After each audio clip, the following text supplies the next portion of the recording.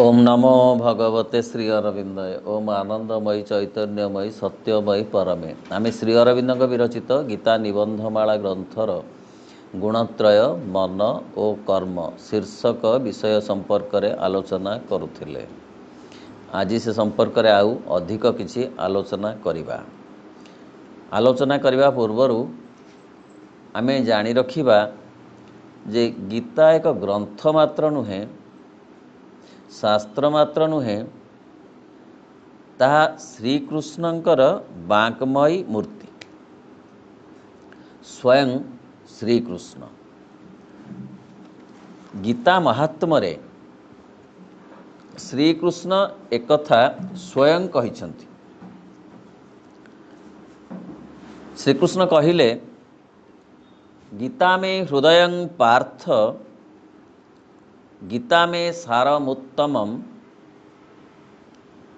गीता में ज्ञान अत्युग्रम,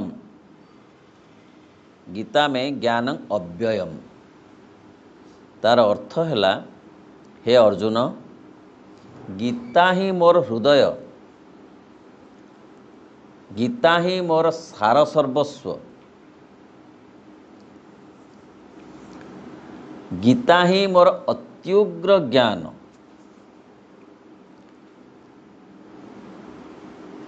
एवं अव्यय ज्ञान स्वरूप। अतएव गीतार चर्चा जोठी हुए सेठी स्वयं श्रीकृष्ण उपस्थित थांती।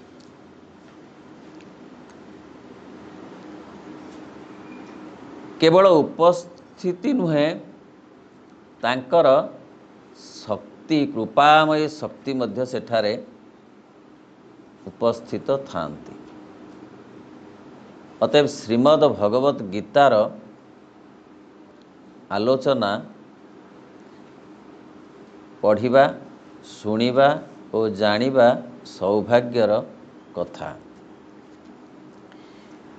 आमे जो अध्याय श्री अरविंदंकर चर्चा करुछे ता हेउछि गुणत्रय मन और कर्म। एही अध्यायटी श्रीमद् भगवत गीतार अष्टादश अध्यायर अवलंबन रे रचित। गीतार अष्टादश अध्याय समस्त अध्याय भितर अधिक बड़ बा विलंबित। एथिरे 78 श्लोक अछि, जेउथिरे कि समग्र गीतार सार तत्व उपस्थापित होइछि।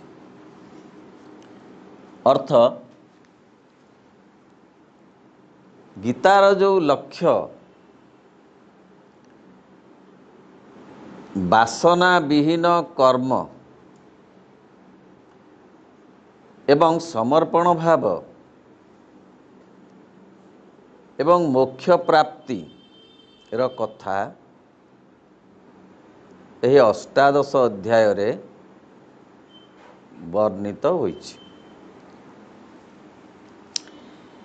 तीनी गुणर कथा प्रत्येक व्यक्तिर एथिरे आलोचित होइछि। अतएव गीता ग्रंथ र समग्र अंश केवल भारतीय मानक पाई नुहे, समग्र विश्ववासी पाई उद्दिष्ट बोली पाश्चात्यर चिंता नायक माने मध्य कहंती। त्रिविध यज्ञ, त्रिविध दान, त्रिविध तप, त्रिविध त्याग रो कथा एठारे उल्लेख करा जाइछि। अर्थ, प्रत्येक व्यक्तिर समस्त क्रियाकलाप को तीन गुणर भित्तिरे विभाजित करा जाई पारिछि, यथा सत्वगुण, रजगुण आउ तमगुण। आज आम आरंभ करिबा श्री अरविंदंकर सही पाराग्राफ रु त्यागर सात्विक नीतिर लक्ष्य कर्मर प्रत्याहार नुहे। त्याग कहिले तामसिक त्याग, राजसिक त्याग एवं सात्विक त्याग। सात्विक त्याग कहिले कर्म को छाड़ीदबा नुहे, कर्म रहिब किंतु कर्मी भाव रहिबनी। कर्म रहिब ताहा भगवानंकर कर्म, भगवान कर्मी, तेणु सबु किछि भगवान को सहित युक्त हो एवं फलर आकांक्षा सेथिरे रहिब नाही। परंतु व्यक्तिगत दाबीरु कर्मर पश्चात रे थिबा कार्यकारी अंग अहंगु निवृत्त हेबा। सात्विक कर्म होउची कर्म माइनस अहम, प्रत्येक कर्म माइनस अहम। हेले अन्य भागरे कौन बुझिबा कहबो ना, प्रत्येक कर्म प्लस भगवान। कर्म सांगरे भगवान मिसिले सात्विक कर्म, कर्म सांगरे अहं मिसिले राजसिक कर्म नहले तामसिक कर्म। यह एपरि एक कर्म जहाँ कामना द्वारा प्ररोचित हुए ना। सात्विक कर्म रे कामना वासना नहीं, मात्र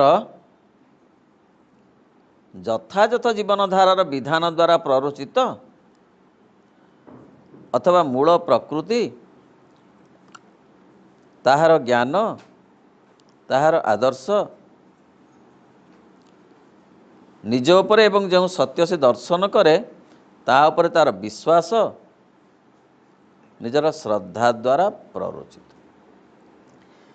अर्थ जहाँ को आमे कहूछु तार स्वकर्म, तार निजस्व कर्म, ताहा होउची सात्विक कर्म। से वर्णाश्रम जनित हो बा रुचि जनित हो,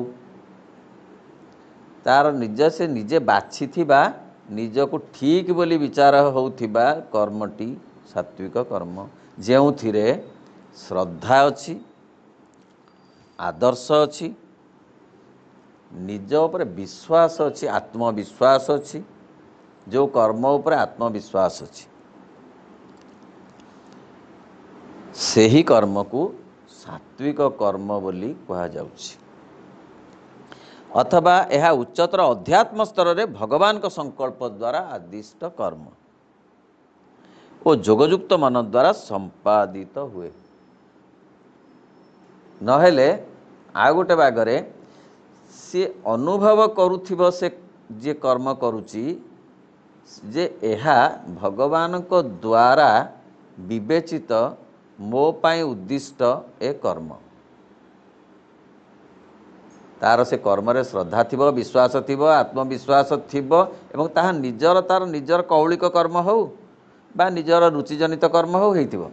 नहेले आउ टिके ऊपर को जाई से अनुभव करि पारुथिबो ए कामटी मते भगवान देइचंती एवं एहा तांको काम मु भल भाबरे कामटी को करिवि तांकु खुशी करिवा पाई, निजको नुहे कि आउ कहा को नुहे। एई भाव भितरु आसुथिबा कर्म हेउछि सात्विक कर्म। जोथिपाई माँ कहले don't try to please others, don't try to please yourself, only try to please the divine. यह ही साधना।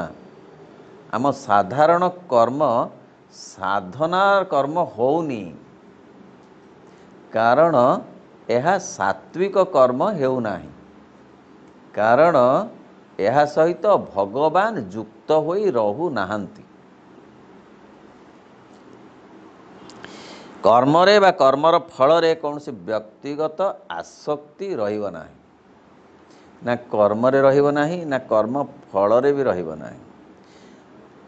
ଆଜି ଯଦି ଗୋଟେ କାମ ମିଳିଛି, ଆଉ ଗୋଟେ କାମକୁ ଆଉ ଗୋଟେ କାମ ଆଉ କରକୁ ମିଳିଲା, ତାହେଲେ କୌଣସି ଅବଜେକ୍ସନ୍ ରହିବ ନାହିଁ। ମୁଁ ସେଇ କାମ କରୁଥିଲି, ମୋତେ ସେଇ କାମ ଆସେ, ମୁଁ ସେଇ କାମ ଭଲ କରି ଜାଣିଛି, ମୁଁ ଏ କାମ କରିପାରିବି ନାହିଁ, ଏମିତି ନୁହେଁ। ଯେଉଁ କାମ ଦିଆଯିବ, ଆଶ୍ରମ ଜୀବନରେ ହେଉ ନହେଲେ ସାଧାରଣ ଜୀବନରେ ମଧ୍ୟ ହେଉ, ତାହା କରିବାକୁ ପଡ଼ିବ। ଆଜିକାଲି ଅଫିସ୍ ମାନଙ୍କରେ, ବ୍ୟାଙ୍କ ମାନଙ୍କରେ ସବୁ ସିଟ୍ ଗୁଡ଼ାକ ଟ୍ରାନ୍ସଫର୍ ହେଉଛି। ଆଜି ଏ କାମ କରିବାକୁ ଦିଆହେଇଛି, କାଲି ଟଙ୍କା ଗଣିବାକୁ, କାଲି ଦିଆହେଲାଣି ତା'ର ହିସାବ ରଖିବାକୁ, କାଲି ଦିଆହେଲାଣି ଲୋନ୍ ଦେବାକୁ, କାଲି ଦିଆହେଲାଣି ଲୋନ୍ ଆଦାୟ କରିବାକୁ, ବିଭିନ୍ନ ପ୍ରକାର କାମ ସବୁ ଦିଆଯାଉଛି। ଜଣେ ତାହାକୁ କେବେ ମନା କରିବା ଉଚିତ ନୁହେଁ।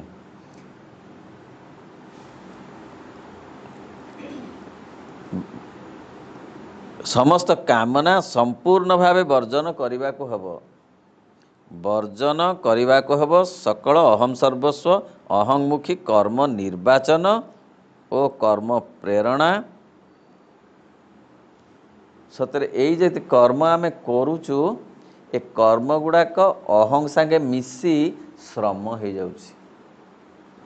ଆମେ ଗୁଡ଼ିଏ ଶ୍ରମ କରି କରି ସାରା ଜୀବନ କଟେଇ ଦେଉଛୁ, ଯେଉଁ ଶ୍ରମର ବିଶେଷ କିଛି ଉପକାର ମିଳୁନାହିଁ। ଚେତନା ତାହା ଦ୍ୱାରା ବିକଶିତ ହେଉନାହିଁ। ଚେତନା ବିକଶିତ ହେବ କର୍ମରେ ଭଗବାନ ଯୁକ୍ତ ହେଲେ ଚେତନା ବଢ଼ିବ। କର୍ମରେ ଅହଂ ଯୁକ୍ତ ହେଲେ ସେ ଶ୍ରମ ହେଇଯିବ, ଯେ ପରିଶ୍ରମ ଯାହାକୁ ଆମେ କହୁଛୁ, ଗୋଟେ ପରିଶ୍ରମ। ତେଣୁ ଅହଂ ସର୍ବସ୍ୱ ଅହଂମୁଖୀ କର୍ମ ନିର୍ବାଚନ। ମୁଁ ଏ କଥାଟାକୁ ଚାହୁଁଛି, ମୁଁ ଏ କାମଟା ଭଲ ପାଉଛି, ମୋତେ ଏ କାମଟା ଭଲ ଲାଗୁଛି, ଏମିତି ନୁହେଁ। ଯାହା ସିଏ ନିର୍ବାଚନ କରିବେ, ଯେଉଁ କାମ ଆମକୁ ମିଳିଛି ସ୍ୱତଃସ୍ଫୂର୍ତ୍ତ ଭାବରେ,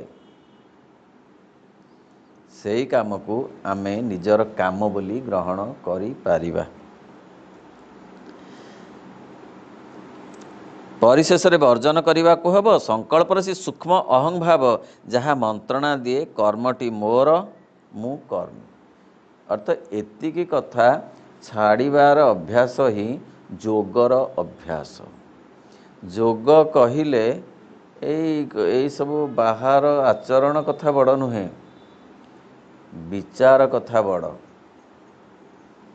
କ'ଣ ବିଚାର? ନା ସବୁ କଥାରେ ଆମେ ଭାବୁଛୁ ଯେ ମୋର କାମ, ମୁଁ କାମ କରୁଛି। ସେଇ ମୁଁ ଭାବଟିକି ଛାଡ଼ି କାମ କରିବା ହିଁ ଯୋଗ, କର୍ମଯୋଗ। କର୍ମଯୋଗ କହିଲେ ତାହା।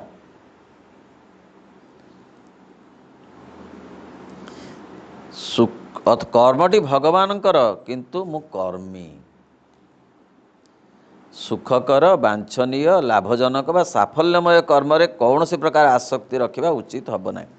ସୁଖକର କାମ, ମୋତେ ଏଇଟା ସୁଖ ଲାଗୁଛି, ମୋର ଏଇଟା ଇଚ୍ଛା, ମୋର ଏଥିରେ ଲାଭ ଅଛି, ମୋତେ ଏଥିରୁ ସଫଳତା ମିଳିବ, ଏ କାମଟି କଲେ ମୋତେ ଏଥିରେ କ୍ଷମତା ମିଳିବ, ମୋତେ ଏଥିରେ କିଛି ଯଶ ମିଳିବ, ଏମିତି କଥା ନୁହେଁ।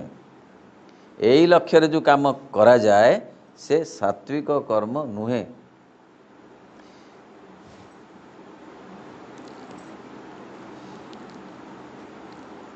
ଅଥବା କୌଣସି କର୍ମ ଏହି ଶ୍ରେଣୀର ବୋଲି ସମ୍ପାଦିତ ହେବ ନାହିଁ। କିନ୍ତୁ ସେହିପରି କର୍ମ ମଧ୍ୟ କରିବାକୁ ହେବ ସମଗ୍ର ଭାବେ, ନିଃସ୍ୱାର୍ଥ ଭାବେ, ଅନ୍ତରାତ୍ମାର ସମ୍ମତିର ସହିତ।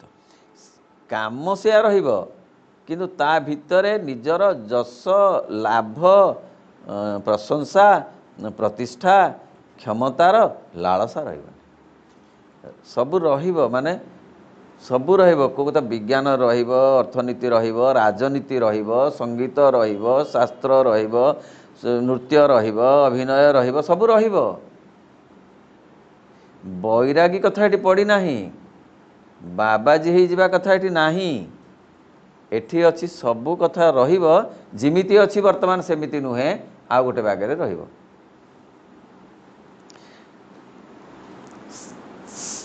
निस्वार्थ भाव से काम करने को हम निस्वार्थ भाव केतेबेले काम करी हुए ना जेतेबेले ताहा भगवान को सहित युक्त होता है सही काम होची निस्वार्थ काम।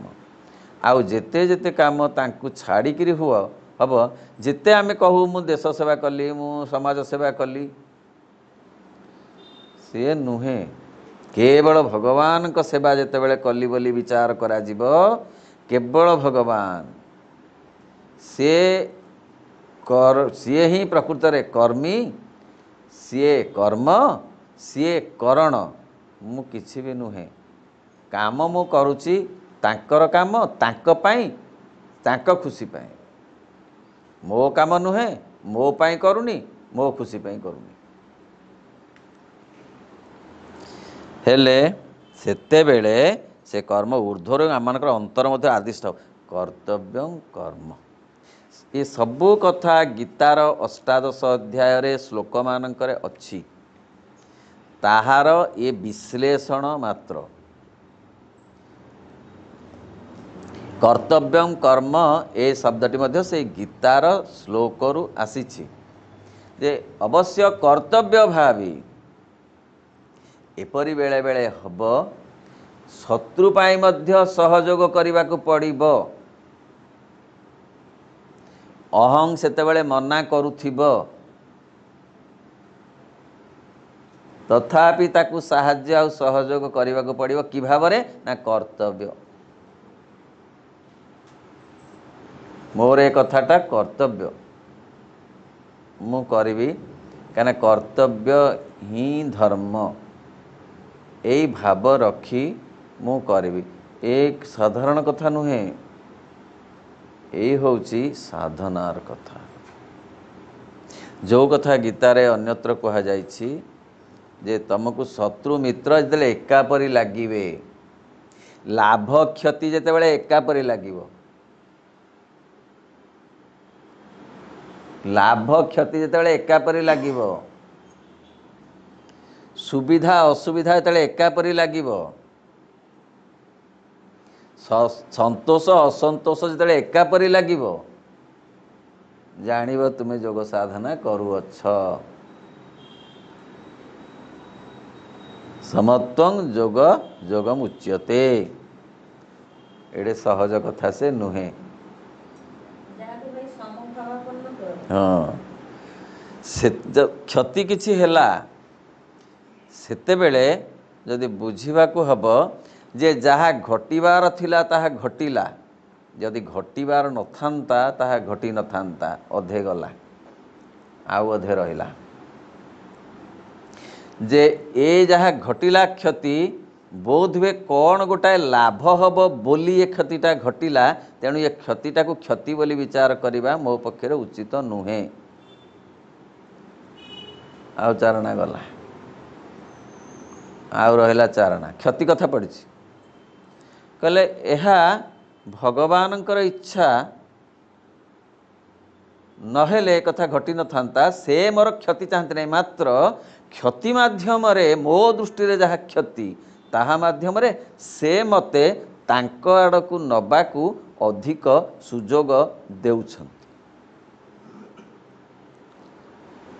एते कथा भाबिले जो क्षतिर जो दांत जो कामुड़ीबा दांत सी टिके कमिजिव तार जो कोप जो प्रकोप से कमिजिव लाभरे तो समस्ते खुशी किंतु से लाभरे कौन किए से खुशी हुए अहं लाभ पाई कहीं भगवान को जाई कही नाही जदि कहूथिबो अलगा कथा कहीं कही नाही जे ए सब तमे देइछ मते जहा आज मिलिला एहार नाम कृतज्ञता कृतज्ञता होची असल कथा भल पाइला बेले मंद पाइला बेले आमे जो कथा कहिले जे कौन आमे कहू ईश्वर जहा करती आमे सते समस्त कथा पृथ्वी कथा पड़ी समस्त आमे कहू किंतु ताको अनुभव करू कि ताको यदि अनुभव करिबा बुझिबा जे आमे योग साधना पथरे आग्रही हेलुणी। असुखकर अवांछनीय ओ अतृप्तिकर कर्म अथवा जो कर्म क्लेश विपद कठोर अवस्था बा अशुभ परिणाम आणे बा आनीपारे सेपरी कर्म प्रति कौन वितृष्णा रहिब नाही। जो कथा आमर क्षति कला से काम प्रति भी वितृष्णा कारण भगवत भगवान इच्छा भगवान काम ताहा मते करने को पड़ो इच्छा नहीं केते केते कथा अनिच्छा सत्वे भी करने को पड़े सेतेबेले ताहा भगवान इच्छा बोली भावी जदि आमे कर्मटी करूँ आमर रुचि नुहे आमर इच्छा नुहे कि से कामटा आम करने पड़ू विरक्तिर सहित आम करूँ जंत्रणार सहित करूँ ना ताकू जदि आमे भगवान कर्म भावी ताहा भी करूँ ताले से काम आमको विरक्ति दब नहीं कारण आमर लक्ष्य होउची अनसीन फोर्स को खुशी करवा किए से अनसीन फोर्स जीए बंचई रखी जी ही प्रकृत में बंचई रखी निश्वास पाई अम्लजान जी देइची जी जल देइची पान करने को खाद्य देइची खाइबा को आलोक देइची देखिबा को जीए जीए सही तो अनसीन फोर्स बाकी आमे जहाँ को कहूचु केही रखी नाहंती आमको केही रखी नाहंती ना बंधु बांधव ना सांग साथी से ही रखी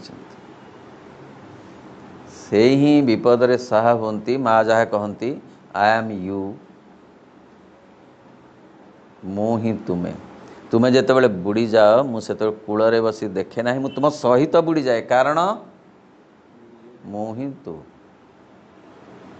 तुम्हें ही मु ही तुम्हें तेणु सी ही आमको धरी रखिंट बंचई रखिंट आमको परिचालना भी करुछंती आमे किंतु तांको परिचालना रे सब बेले न रही अहंग्र परिचालना रे सतरे अधिक रहुछु कारण आमको अहं सब बेले अहं कथाटा आमको बसी ठीक लगुची कारण सी जुक्ति करि पारे भक्ति करि पारेनी अहंग्रे भक्ति नहीं अहंग्रे अच्छी जुक्ति आमको जुक्ति करी एमती बुझेदब जे कन्विन्स करदब आमे से कथाटा ठीक बोली कह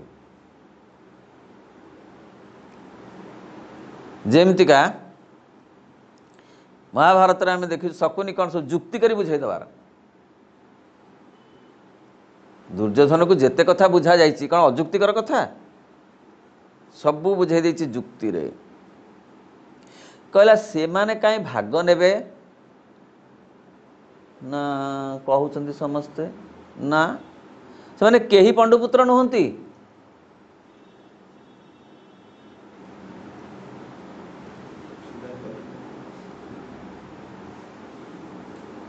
ठीक से मानकर नाई ठी अधिकार समस्त कुंती पुत्र माद्री पंडुकर प्राप्य ना मैंने केही पंडुकर पुत्र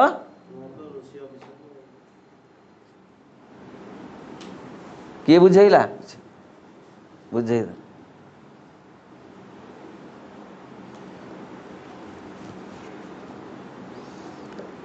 तेणु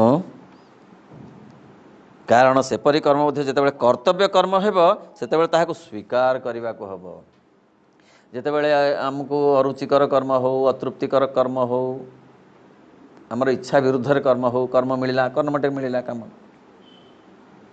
करने को पड़ो कर्तव्य कर्म भाविकी भगवान को खुशी करवा कामटा ही कर्तव्य कर्म अहं को खुशी करवा कामटा होची राजसिक कर्म कि तामसिक कर्म सात्विक कर्म होची कर्तव्य कर्म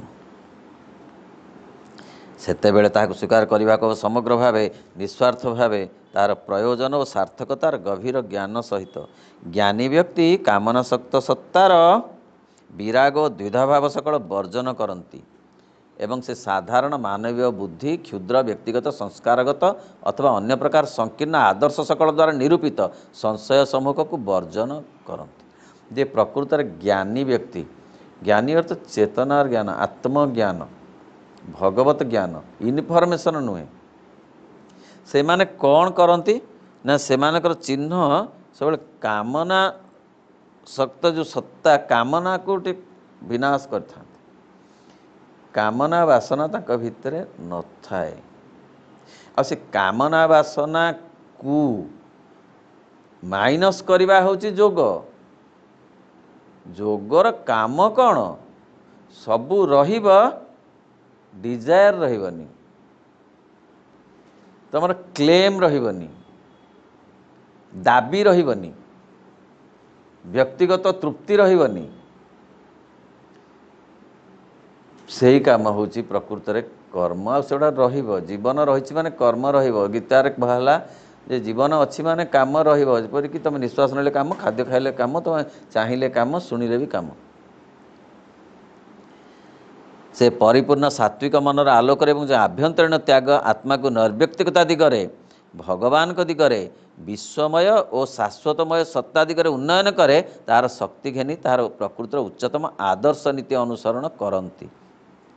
ଅର୍ଥ ସେଇ ଯେଉଁ ସେ ପରିପୂର୍ଣ୍ଣ ସାତ୍ଵିକ ମନର ଆଲୋକରେ ଜ୍ଞାନୀ ବ୍ୟକ୍ତି କାମନା ଶୂନ୍ୟ ହୋଇ ଯେଉଁ କର୍ମ କରନ୍ତି, ସେଥିରେ କ'ଣ ଥାଏ ନା ସାତ୍ଵିକ ମନର ଆଲୋକ। ସେଇ ହେଉଛି ସାତ୍ଵିକ କର୍ମ। ହେଲେ ସେ କ'ଣ, ସେ ସାତ୍ଵିକ କର୍ମର କାମ କ'ଣ ନା ଆଭ୍ୟନ୍ତରୀଣ ତ୍ୟାଗ। ଏ ବାହାର ତ୍ୟାଗ ନୁହେଁ, ଭିତର ତ୍ୟାଗ। ଭିତରେ କ'ଣ? କ୍ରୋଧ, ଈର୍ଷା, ହିଂସା, ଦ୍ୱେଷ, ଏଗୁଡ଼ା ସବୁ ଭିତରେ ଅଛି ନା? ଏଗୁଡ଼ା କ'ଣ ବାହାରେ ଅଛି? ବାହାରେ କେଉଁଠି?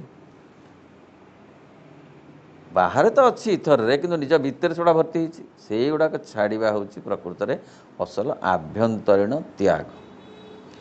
ଆଉ ଜଣେ ଯଦି କହିବେ ପୁରା ବୟସ ହେଇଗଲାଣି, ସିଏ ଯାଇଛନ୍ତି ତୀର୍ଥ କରି, ତୀର୍ଥ କଲେ ତାଙ୍କୁ କୁହାହେଲା ଯେ ତାଙ୍କୁ ହେଇଗଲାଣି ସେଠୁ 90+, ତାଙ୍କୁ କୁହାହେଲା କ'ଣ ଗୋଟେ ଛାଡ଼ିବାକୁ ପଡ଼ିବ କହିଲେ, ସେ କହିଲେ ମୁଁ ଚଣା ଛାଡ଼ି ଦେଇଛି।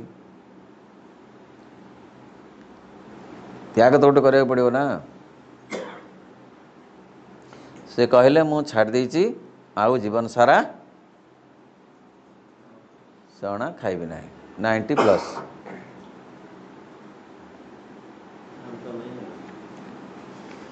ତେଣୁ ସିଏ ତ୍ୟାଗ ନୁହେଁ। ସେ ନିଗୂଢ଼ ଭଗବାନଙ୍କ ଦିଗରେ ସେଇ ସାତ୍ଵିକ କାମ ଗୁଡ଼ାକ ନେବ, ଭଗବାନଙ୍କ ଆଡ଼କୁ ନେବ, ଏ ବିଶ୍ୱମୟତା ଆଡ଼କୁ। ଅର୍ଥ ସେ ଆଖି ଖୋଲିଦେବ। ସେ ହିଁ ଆଖି ଖୋଲିବ ଯେ ବିଶ୍ୱ ଦେଖ ମଧୁମୟରେ ଜୀବନ, ବିଶ୍ୱ ଦେଖ ମଧୁମୟ, ମଧୁର ଝରଣ କରିବ ହରଣ, ତୋପାପ ମରଣ ଭୟରେ ମାନସ, ବିଶ୍ୱ ଦେଖ ମଧୁମୟ। ବିଶ୍ୱକୁ ଆଉ ଗୋଟେ ବାଗରେ ଦେଖେଇବ କିଏ? ସାତ୍ଵିକ କର୍ମ। ଅର୍ଥାତ୍ ଆମେ ରାଜସିକ କର୍ମରେ, ତାମସିକ କର୍ମରେ ସଂକୀର୍ଣ୍ଣ ହେଇଅଛୁ। ଆମ ଭିତରେ ବାନ୍ଧି ହେଇକି ଅଛୁ। ଖୁବ୍ ହେଲେ ଆମ ପରିବାର ଭିତରେ ବାନ୍ଧି ହେଇକି ଅଛୁ। ନିଜଠାରୁ ନିଜେ ମୁକୁଳିବା ଯୋଗ। ଯିଏ ଆମକୁ ଆମଠାରୁ ମୁକୁଳାଏ ତା ନାଁ ଯୋଗ। ଯିଏ ଆମକୁ ଆମଠାରୁ ମୁକୁଳାଏ ତା ନାଁ ଯୋଗ।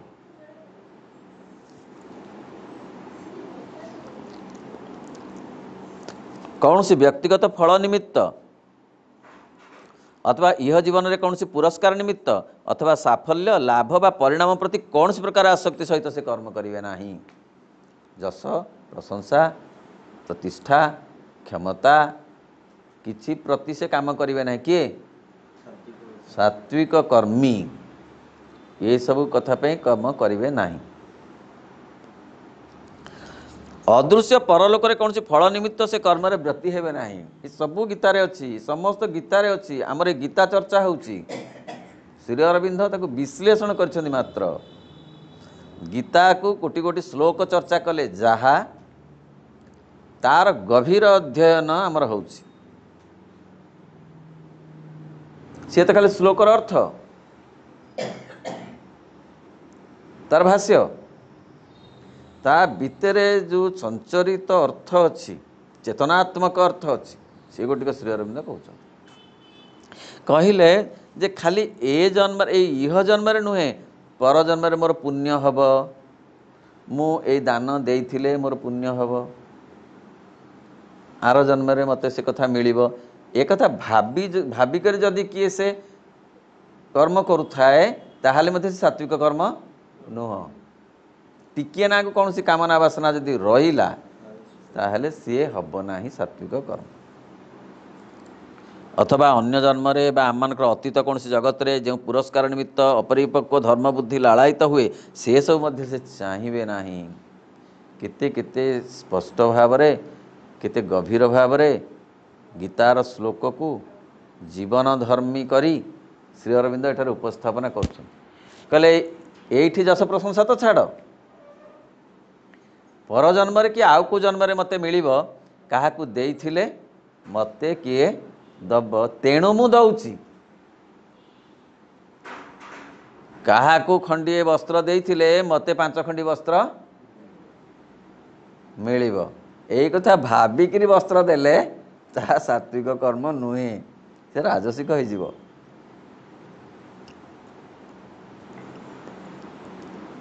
सन्यास हाँ ए सब हैला जो माने ए जगत रे बा अन्य कौन जगत रे ए जीवन रे बा परवर्ती जीवन रे अनिष्ट इष्ट मिश्र ए त्रिविध कर्मफल ए सब हैला जो माने कामना और अहंग्र दास होई सेमानक पई ए सब विषय मुक्त आत्मा को स्पर्श करे ना। जे मुक्त कर्मी आभ्यंतरीण सन्यास द्वारा तांकर सकल कर्म एक महत्तर शक्ति को अर्पण करिसेंति, से कर्म बंधन मुक्त। प्रकृत रे श्रीरामकृष्ण परमहंस कहले कौन ना दी प्रकार जीव अच्छी पृथ्वी रे, बद्ध जीव आउ मुक्त जीव। मुक्त जीव संख्या बहुत कम, बहुत कम। बद्ध जीव संख्या बहुत बेसी। उदाहरण देले कहले जेतेले जाल टणा होउची पोखरी रे, माछ जाल टणा होउची, सेतेबेले जे मुक्त जीव सी कौन करेंगे ना खाप कि डेईकी आरपट पोखरी की पलैबे, आ गोटे बंध थी आरपट। जी बद्ध जीव से सुलुसुलु सुलुसुलु होकर से जाल भितर सुलुसुलु होउथिबे, कहे ये बढ़िया पानी अच्छी ना। जेते जेते कूल को टणा होउथिबे सेते सेते उल्लसित, पोखरी भितर जेते खुशी हो नथिले से जाल रे त टणा ही आसुचंती कूल आड़िकी से तातिर बेसी बेसी डेउछन। तांकू लागुची जे भल गोटे आ गोटे कौन गोटे हमको नुआ गोटे अनुभव होउची, पानी अच्छी ना किछि। से माने होउछन बद्ध जीव, श्री रामकृष्ण कहले अरे बंधा हेइथिबा जीव। तेणु मुक्त कर्मी जे समस्ते होउछन बद्ध कर्मी, कर्मी किंतु बंधा हेइथिबा कर्मी, कोउथरे अहंग्रे बंधा हेइथिबा कर्मी। जे मुक्तकर्मी सी आभ्यंतरीण सन्यास, आभ्यंतरीण सन्यास होचे असल सन्यास। आभ्यंतरीण त्याग ही सन्यास, आभ्यंतरीण त्याग ही सन्यास। ए बाहर त्याग नुहे, आमिष त्याग, पियाज त्याग, ए सब कौन भारी मूल्यवान वस्त्र त्याग, यही त्याग कथा पड़नी। भितर त्याग क्रोध ईर्षा हिंसा द्वेष एगुड़ाक त्याग आभ्यंतरीण त्याग। से कर्म करिवे जे मुक्तकर्मी आभ्यंतरीण सन्यास द्वारा तांकर सकल कर्म एक महत्तर शक्ति को अर्पण करचंती, से कर्म बंधन मुक्त। कर्मर सत्य बंधन अच्छी, जो बंधन की एमती एमती आहरी आहरी अधिक रु अधिक हो जाउची जन्म रु जन्म को, किंतु जी आभ्यंतरीण सन्यास अर्थ जहाँकर भीतर सफा होइछि, सरलता अच्छी, स्नेहशीलता अच्छी, श्रद्धामयता अच्छी, यही सब कथा जहाँ भितर पूरा अंतर्निहित होइक अच्छी, से माने जो कर्म करती से कर्म रे बंधन न थाए, कारण से भितर अहं न थाए, लाभर लालसा न थाए, प्रत्याशा न थाए, प्रतिदानर कौनसी आग्रह तांक न थाए। से कर्म करिवे कारण अल्प बा अधिक, क्षुद्र बा बृहत, कौन ना कौन कर्म करवा देहधारी जीव पक्षर अवश्यम भावी, स्वाभाविक और समीचीन। कर्म जीवनर दिव्य भागवत विधानर अंग, यह आत्मार समुच्च गतिर शक्तिर गति। तेणु से काम करेंगे, छोट काम बड़ काम जहाँ आम भावुँ सी से कथा नुहे, काम किसी करेंगे किंतु से कर्म गुड़िक तांका चेतना बढ़ेब, तांको भगवान काड़ को नब। कर्मर लक्ष्य कौन? भगवान काड़ को नबा, किंतु आमे कर्म करुचु जे भगवान काड़ को जाई पारुनु, माने अहं टाणिकी रखुची, छाड़ू नाही। तेणु कर्म गुड़ाक श्रम रे परिणत हो जाउची, बा कर्म फल गुड़ाक बढ़ी बढ़ी जाउची। सात्विक कर्म न होबारु राजसिक और तामसिक कर्म होबारु से कर्मर जो सुधमूल है पुणी बढ़ी जाउची। तेणु श्रीमद् भगवत गीतार ये अष्टादश अध्याय इति स्पष्ट भाव में कह जाउची जे कर्म करने को हब हे अर्जुन, जहाँ सात्विक कर्म, एपरिक युद्ध कर संग्राम करने को हब, युद्ध कर, कारण ताहा ही तुम बर्तमान कर्तव्य, कर्तव्य कर्म,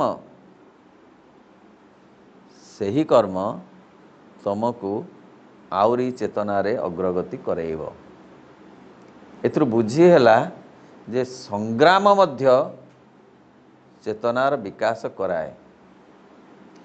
कौ संग्राम ना जीवन संग्राम, बंची रहिबार संग्राम, संग्राम ही जीवन, जीवन ही संग्राम। संग्राम न थाई कौन जीवन अच्छी कि नहीं, खाद न थाई अलंकार नहीं, संग्राम न थाई जीवन नहीं। आमे कहूचु ना से लोकर किछि संग्राम नहीं अच्छी, बाहरे न थाई पारे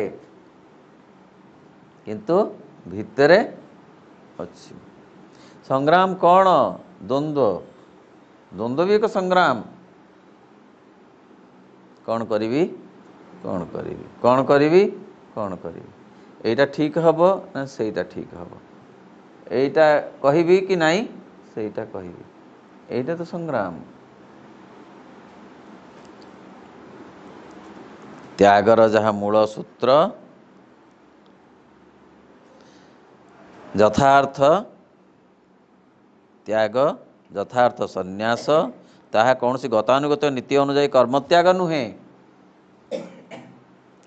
कर्म त्याग संन्यास नुहे, बरं कामना नथिबा कर्म ही संन्यास। संन्यासी तामाने कर्म करिवो, सन्यासी अर्थ नुहे जे सी किसी कर्म करी काम करबनी, एक कथा नुहे, काम करिवो किंतु भगवान पई करुथिवो, काहाकू खुशी करिया पई करनथिवो। परंतु ताहा निस्वार्थ आत्मा, अहं शून्य मन, अहं भावर मुक्त नैर्व्यक्तिक अध्यात्म प्रकृति रे प्रतिष्ठित हेबा।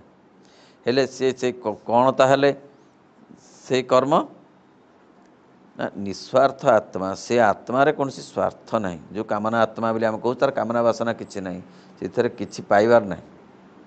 अहं शून्य मन, ये मन को तो अहं शून्य करने को हम, से तो बड़ कथा, जोटा कि श्री अरविंद योगर मूल तत्व, renunciation of ego and acceptance of God in life is yoga I teach, no other renunciation. कौन कहले कहले मु आ किछि छाड़िया कहनी, अहं छाड़िया कहूँ। आउ तुम जहाँ कर कौन खाऊच कौन पिंधुच केमती कौन चलुच से कथा मोर किसी बुझा दरकार नहीं। मोर दरकार अच्छे तुम अहं कमी कमी गला कमिला कि मो भाव कमिला कि से भाव आसला कि मोर मोर भाव कमिला कि तांकर तांकर भाव बढ़िला कि ताहले बुझा को हम जे तुम्हें योग साधना करने को प्रस्तुत हेलणी। अहं शून्य मन तेणु मन रे प्रबल अहं अच्छी। अहंर काम होची जुक्ति माध्यम रे कन्विन्स करेब। द्वितीय काम होची सब भांगिब माने सब खंड खंड करदब तोर मोर सबू से भांगीदेव तार काम होची डिवाइड करवा अहंग्र।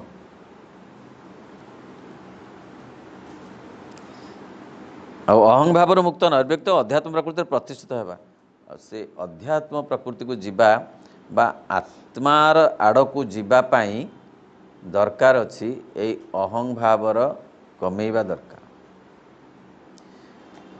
सी एते सहज नुहे ताहा केवल दुईटी शक्तिर संयोग रे संपन्न हो पारे। निज चेष्टार अहं कमिब नाही टिके कमिजिव पुणी जहाँ से हम दुईटी शक्तिर संयोग रे कौन निम्न आवाहन करे जो स्थिर प्रतिहत आस्पृहा एवं ऊपर उत्तर दिए जो परम भागवत करुणा बोली माँ बही प्रभु लिखिले भगवान को जोड़िले अहं कमिब अहं को दाबिले इच्छा करी चेष्टा करी माइनस कले से पुणी जोड़ी हो जोक को याडू भिड़िले से आड़ू जो लगिज अहं गोटे जोक जोक बुझुं ना ताकू छाड़वा को हेले ता देहरे टिके लुण ता मुहरे दबाकू पड़िबो तेणु आमको ताकू छड़ेवा सहित लुण देकरी छड़ेवा को हम लुण होउचंदी किए ना भगवान छड़ेवा होचे आमर आग्रह काहाकू अहं को एही आभ्यंतरीण त्यागर भाव ही सात्विक साधनार उच्चतम परिणति निमित्त प्रथम मानसिक प्रयोजन। हे आभ्यंतरीण त्याग होची अहंग्र त्याग भितरे अहं अच्छी एते प्रबल जे ताकू छाड़वा ही बड़ कथा नहेले सी जो जगाटा माड़ी बसची से जगारू ताकू न काढ़िले भगवान रही पार ना जगह तो नहीं तेणु ताकू आग काढ़ा को पड़ो ताकू काढ़ापी आमर कौन अच्छी ना एस्पिरेशन अच्छी सरेंडर अच्छी रिजेक्शन अच्छी अहं को काढ़ा को जो बाट दि जाइए तीनोटी बाट दि जाइए एस्पिरेशन आग भगवान को आड़ को जीवा को आग्रह मु आसी भगवान को आड़ को जीवा को पाइबा को The aim of life is to discover the divine, to realize the divine and to manifest the divine. माँ कहले आविष्कार करिबा भगवान को मो भितर जो भगवान अच्छे तांको रियलाइज करिबा आ तांको मैनिफेस्ट करिबा। श्री राम कृष्ण कहले भगवान को पाइबा पाई मनुष्यर जन्म से गोटे काम मनुष्यर जन्मटा हो से जेते दिन पर से पाई नाही से एमिति आसुथिबो आ जाउथिबो आसुथिबो आ जाउथिबो जेतेबेले से भगवान को पाइबो सेतिके बेले अन्य जोगरे तार मुक्ति हब श्री अरविंद जोगरे तार रूपांतर हब। भगवान को पाइबार अर्थ अन्य जोगरे मुक्ति मुक्ति श्री अरविंद जोगरे रूपांतर रूपांतर आरंभ हम किंतु आग भगवान को पाइबा को हम आत्म आविष्कार दी जोगरे अच्छी प्राचीन जोगरे मध्य अच्छी पूर्ण जोगरे मध्य अच्छी आत्म आविष्कार परे सेमाने परमात्मा को संगरे लीन हो जावा चाहती श्री अरविंद कहता रियलाइज करी मैनिफेस्ट करने पूर्ण जोगरे तीनिटा काम अच्छी मनीष पाई आविष्कार उपलब्धि अभिव्यक्ति जोटा प्राचीन जोगरे खाली आविष्कार अच्छी उपलब्धि अच्छी सदेहरे नुहे विदेहरे आउ थे कहूँ प्राचीन जोगरे आत्मार आविष्कार अच्छी उपलब्धि अच्छी परमात्मा किसी मन नहीं विदेहरे मृत्यु परे पूर्ण जोगरे आत्मार आविष्कार अच्छी अनुभव अच्छी अभिव्यक्ति अच्छी सदेहरे एड़े बड़ कथा एड़े बड़ माने असंभव को संभव करा जायछि latest ultra modern thought of yoga integral yoga कहले मृत्यु पर कथा एठी किछि नाही जहा मिलिबो एठी मिलिबो आत्मा आविष्कार हब एठी आत्म उपलब्धि हब एठी आत्म अभिव्यक्ति हब मध्य एठी ओ ए जन्म न हो जो जन्म हेले मध्य एठी घटिबो पुराणा जोग परी मृत्यु पर सब अनुभव हब आउ एठी किछि अनुभव हबनी एमती नुहे रूपांतरर काम होची सदेहरे आ मुक्तिर काम होची विदेहरे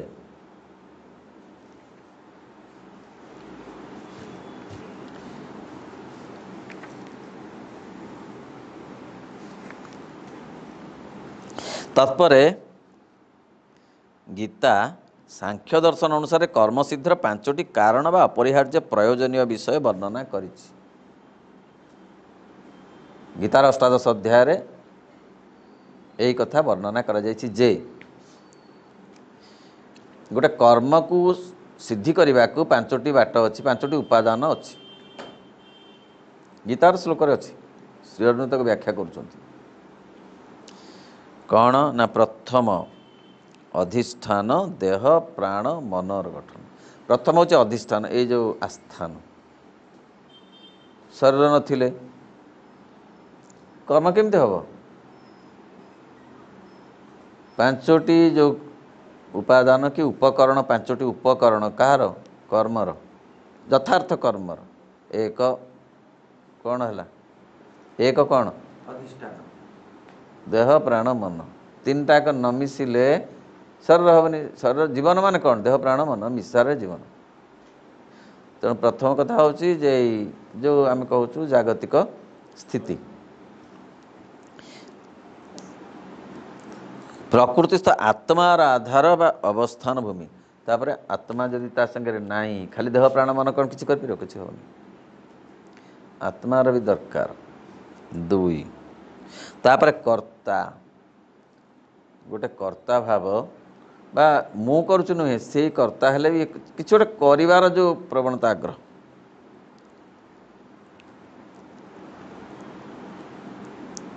तृतीय रे प्रकृतिर चक्षु आदि विविध करण बा जंत्र समूह तापर प्रकृति को ग्रहण आमको दि जाइए जो जंत्र सब पंच इंद्रिय दि जाइए ताकू व्यवहार सद्व्यवहार गोटे भल कर्म पाई कि सुस्थ शरीरटी होइथबो तापरे कर्ता ये जो आत्मार आधार गोटे आत्मिक चेतना ता भितर थिबो ता भीतर गोटे प्रकृतिर चक्षु ये सब इंद्रिय माध्यम से सब विश्व जीवन को अनुभव करि पारुथिबो अर्थ विश्व जीवन प्रति तार श्रद्धा थिबो आंतरिकता थिबो फूल गछर फूल तोड़ला बेले डाल तक भांगे इच्छा हो देखुची गोटे जाऊँगी गोटे संभाल गोटे जाऊ तो माड़ी देवाक गोटे जो तेलुणी पोक ताको माड़ी देवाक इच्छा हो विश्व जीवन प्रति टिके सतर्कता थिबो। चतुर्थ नाना प्रकार पृथक पृथक चेष्टा जहाँ कर्मधारार शक्ति चेष्टा जो जहाँ को आम कहूँ जे कौन ना आम जो कर्म जहाँ कहते उद्योग विभिन्न प्रकार उद्योग थिब उद्योग कर नाना मते फलिब कर्मर आयत्ते बोली शेषरे दैव डिवाइन भगवान को ऊपर विश्वास भरोसा थिब तेबे जाई जो कर्म हब से कामटी सिद्ध हब उपयुक्त कर्म हब अर्थात मनुष्यर कर्तृत्व व्यतीत प्रकृतिर दृष्ट कर्म पद्धति व्यतीत जो शक्ति व शक्ति समूह अंतराल रही कर्म को परिवर्तन करे अर्थात गोटे जी डिवाइन फोर्स जी प्रच्छद पटरे रही सब कराउचंती। श्री रामकृष्ण परमहंस कहिले मनुष्य ता चेष्टारे किछि भी करि पारे नाही सेथिपाई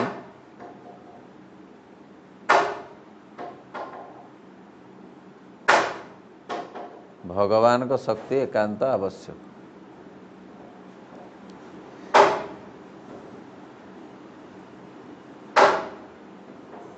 श्री अरविंद कहिले जे मनीष ता चेष्टारे भल मनीषटीए हो पारे मात्र दिव्य मानव हो पारिबो नाही साधुटीए हो पारिबो सच्चोट व्यक्ति हो पारिबो धर्मप्राण एमिति आमर शब्द अच्छी ना सेमिति हो पारे किंतु दिव्य मानव हो पारिबो नाही दिव्य मानव होबाकू हेले भगवान को ग्रहण करने को पड़िबो पूर्ण भाव रे। तेणु जो शक्ति व शक्ति समय अंतराल रही कर्म को परिवर्तन करे एवं कर्म और कर्मफलर विधान अनुसार फलाफल स्थिर करे सेमानकर प्रभाव जी ही प्रकृति में नियंत्रण करुछंती जीवन को विश्व को व्यक्ति जीवन को विश्व जीवन को विषयत्व को जी नियंत्रण करुछंती तांको उपरे भरोसा करने को पड़िबो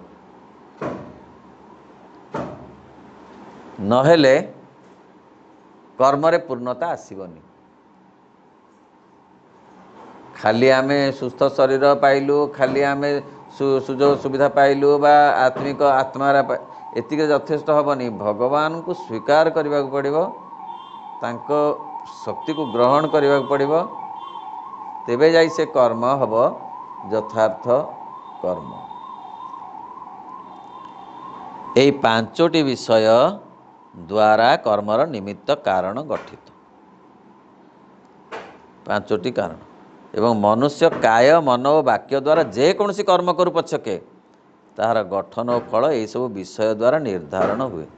ए पांचटा जाक उपकरण जदि एकाठी रहिला ताहले गोटे कर्मर सिद्धि आसिला ए पांचटी जदि कमीगला किछि ताहले सेथिरे सिद्धि आसीब नाही से कर्म सिद्ध कर्म हब नाही। तेणु कर्म सबुठु बेसी चेतनार अग्रगति करे। माँ कहते तमें 10 घंटार ध्यान द्वारा जी फल न मिल घंटाकर समर्पित कर्म भगवान को सेतिकी फल बा ताठू अधिक फल मिल कारण कर्मयोग एक विशिष्ट योग जो कथा श्रीरामकृष्ण परमहंस कहते कर्मयोगीर लक्षण कौन ना से माने कर्म द्वारा ईश्वर ठारे मन रखि थांती माने ध्यान द्वारा नुह कर्मयोगी किए तांको पचरा हला उत्तरे श्रीरामकृष्ण परमहंस कहिले जे से माने ईश्वर ठारे मन रखि थांती एवं कौन सी फलर आशा न रखी कर्मरे श्रद्धा रखि थांती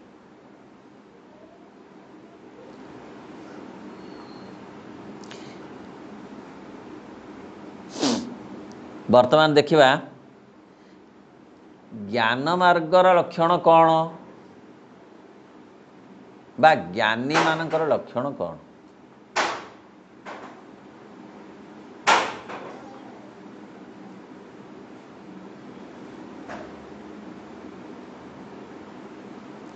ଜ୍ଞାନୀମାନଙ୍କ ଲକ୍ଷଣ କହିଲେ ତାଙ୍କ ଲକ୍ଷଣ ହେଉଛି ନେତି ନେତି ବିଚାର। ଯିଏ ଜ୍ଞାନୀ ସେମାନେ ବ୍ରହ୍ମ ସାକ୍ଷାତକାର ବ୍ରହ୍ମ ଦର୍ଶନ କରିବାକୁ ଚାହାନ୍ତି ଜ୍ଞାନୀମାନେ। କାରଣ ଭଗବାନ ଜ୍ଞାନୀମାନଙ୍କ ପାଇଁ ବ୍ରହ୍ମ, ଯୋଗୀମାନଙ୍କ ପାଇଁ ଆତ୍ମା,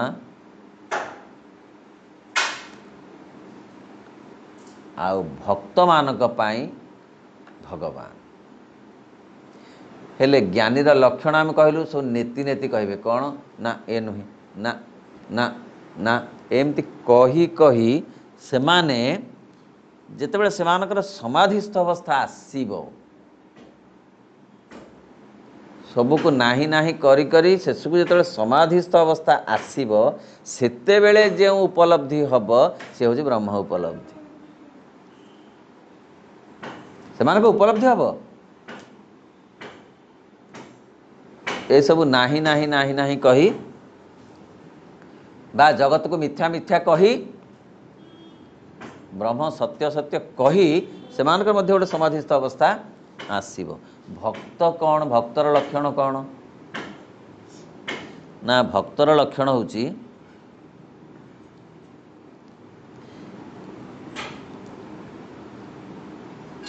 ଜଗତ ମିଥ୍ୟା ନୁହେଁ,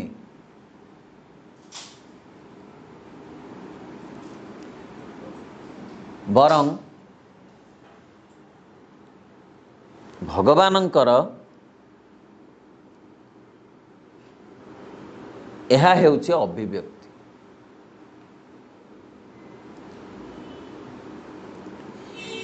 ଭକ୍ତମାନେ କ'ଣ କହନ୍ତି?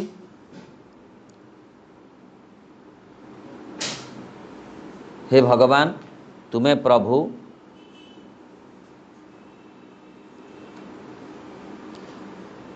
ମୁଁ ତୁମର ଦାସ,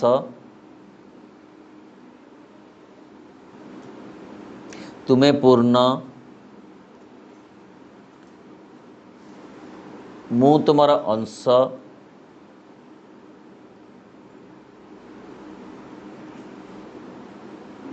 ଏବଂ ଈଶ୍ୱରଙ୍କ ନାମ ଗୁଣ କୀର୍ତ୍ତନ କରି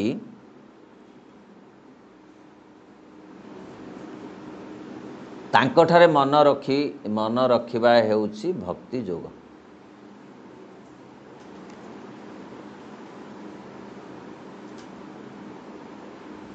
ଈଶ୍ୱରଙ୍କ ନାମ ଗୁଣ କୀର୍ତ୍ତନ କରି ତାଙ୍କଠାରେ ମନ ରଖିବା ହେଉଛି ଭକ୍ତି ଯୋଗ।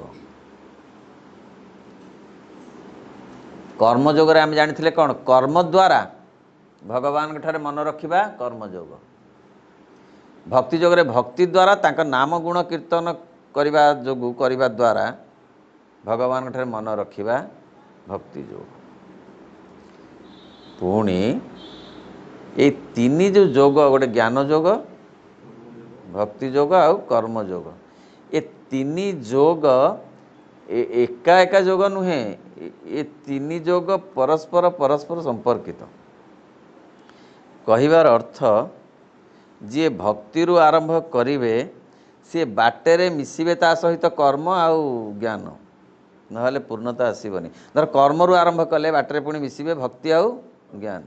ଏ ତିନିଟି ଯାକ କଥା ପରସ୍ପର ଭିତରେ ଅଛନ୍ତି, କିନ୍ତୁ କିଏ କେଉଁଠୁ ଆରମ୍ଭ କରିବା ଅଲଗା କଥା, କିନ୍ତୁ ତିନିଟି ଯାକ କଥାର ସମନ୍ୱୟରେ ପୂର୍ଣ୍ଣତା ଆସିବ। ଗୀତା ଗ୍ରନ୍ଥରେ ତାହା କୁହାଯାଇଛି। ଶ୍ରୀ ଅରବିନ୍ଦ ତାହାକୁ ଅତ୍ୟଧିକ ଜୋର ଦେଇଛନ୍ତି, ବାରମ୍ବାର କହୁଛନ୍ତି ମୁଁ ଭକ୍ତିକୁ, ଶ୍ରୀ ଅରବିନ୍ଦ କହୁଛନ୍ତି ମୁଁ ଭକ୍ତିକୁ କେଉଁଠାରେ ନିଷେଧ କରିନାହିଁ, ଜ୍ଞାନକୁ ତ ଆଦୌ ମନା କରିନାହିଁ, ଆଉ କର୍ମଯୋଗ ତ ମୂଳ କଥା। ତେଣୁ ଜ୍ଞାନ ଭକ୍ତି କର୍ମର ସମନ୍ୱୟ ହିଁ ପୂର୍ଣ୍ଣ ଯୋଗ। ଗୀତା ଗ୍ରନ୍ଥରେ ମଧ୍ୟ ଏଇ ତିନିଟି ଯାକ କଥାର ମଧୁର ସମନ୍ୱୟ ଘଟିଛି। ज्ञान मार्ग भक्ति मार्ग और कर्म मार्गर समाहार रे गीतार जोग गठित पूर्ण जोग मध्य गठित। ओम नमो भगवते श्री अरविंदाय। ओम आनंदमयी चैतन्यमयी सत्यमयी परमे।